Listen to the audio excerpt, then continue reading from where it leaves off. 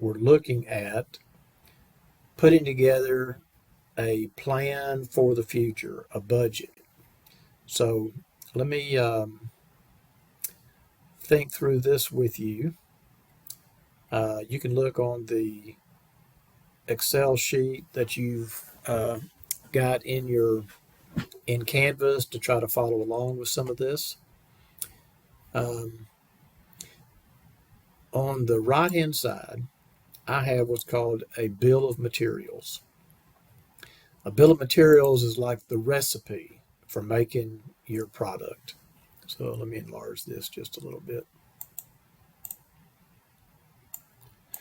So let's say that we make stools, and we have three-legged stools and four-legged stools. So here's a list of the materials and the labor that goes into every stool. Every stool is going to have one seat, and the cost per seat is $2.50. In addition, every three-legged stool is going to have three legs, and every four-legged stool is going to have four legs. The cost of a leg is $1.25, and so here we can get our total material cost per unit. Next, we have listed our labor hours. A three-legged stool takes half an hour. Let's say our labor rate is $10 an hour, so that'd be $5 per stool. Four-legged stools take 60% of an hour. So with a $10 labor rate, that's $6 per stool. So our production cost for materials and labor is summarized here at the bottom of this bill of materials. But we're going to use this as our inputs to our overall budget. So let's think about how sort of a domino effect, a chain reaction of how one budget feeds into another one. Let's say we have a sales budget. Now, sales budget comes from, let's say, the marketing department, and they're telling us what they think we will be selling in the coming period. So it looks like we're going to sell 9,000. We're thinking we will sell 9,000 three-legged stools and 3,000 four-legged stools. Our sales prices are $15 and $21. So we multiply that by the number of units, and we come up with a total sales budget in dollars per product line and in total. So that's going to be our first dollar item that goes into our budget for the coming year, is what we think our sales dollars are going to be. So now we got to come up with, okay, if we're going to sell that much, we need to make plans to have that production in place. And so what's it going to take to produce the product that we need? Well, let's go down here to the production budget. So the production budget says, okay, first of all, from our sales budget, here's what we think, this is what we estimate we will sell. And we also want to make sure we don't run out at the end. So let's come up with some budget for our ending inventory. Maybe it's based on monthly usage or something like that. But in total, we now have to come up with, like if we're going to budget, like for the three-legged stools, 750 stools, we need a total of 9,750 stools.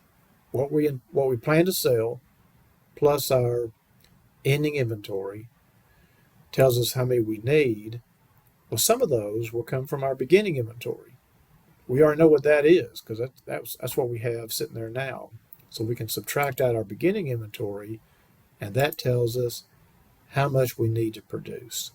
And then we would do the same thing for the four-legged stools. So we have a sales budget telling us the dollars that we expect to be coming in.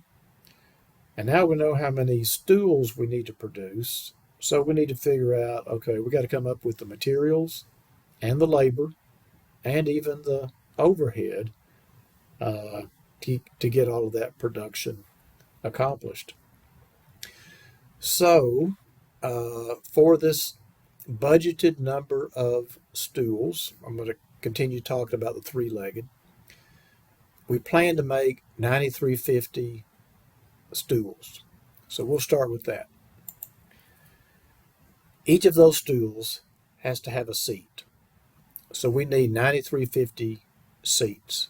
We also need seats for the four-legged stools. So we're going to need a total of, in this case, 12,575 seats for all of the stools we intend to produce. We also need legs. We need 3 for the three-legged stools and 4 for each one of the four-legged stools. And that's going to come from the fact that we're going to produce,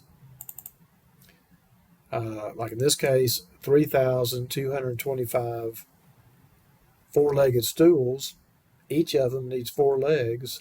So that's how many legs we need for that production.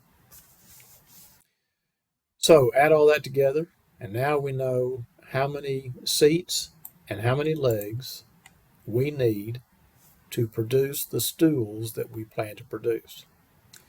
Well, of course, we don't want to run out of seats and legs either. So let's come up with some estimate of how many seats and legs we want to end up with in our ending inventory.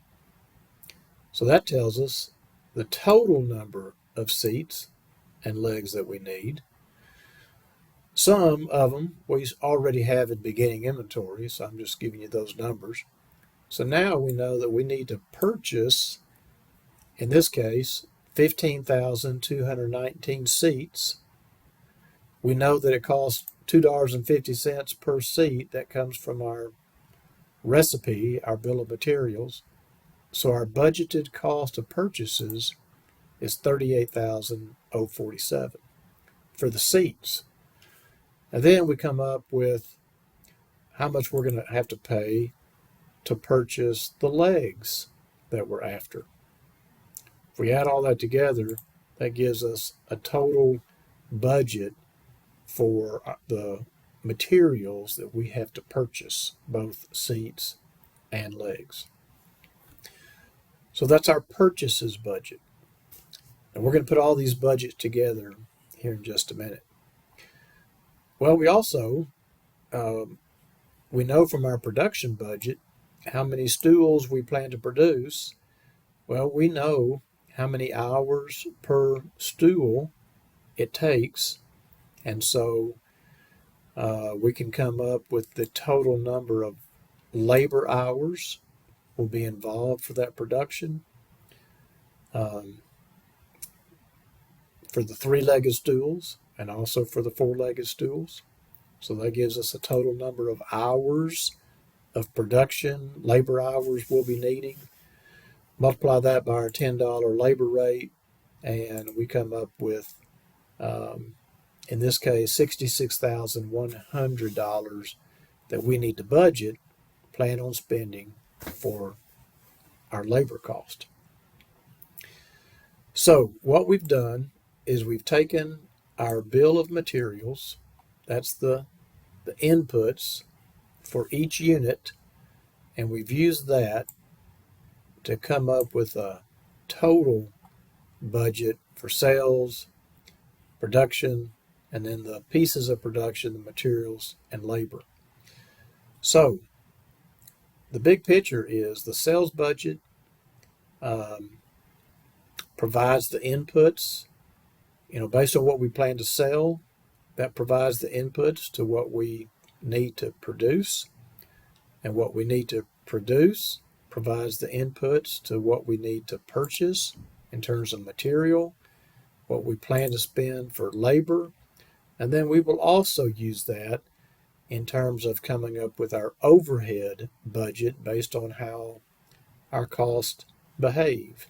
Which cost, some costs are fixed, and some are variable, and we'll come up with an overhead and selling and administrative budget as well, again, based on cost behaviors.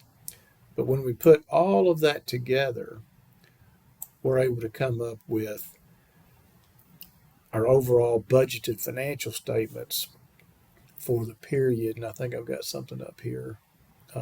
Just kind of putting all those numbers together, we take our budgeted sales, subtract our budgeted purchases for materials, subtract our budgeted labor cost, and that's just part of. We still need to factor in the other budgets for overhead and then non-production cost as well.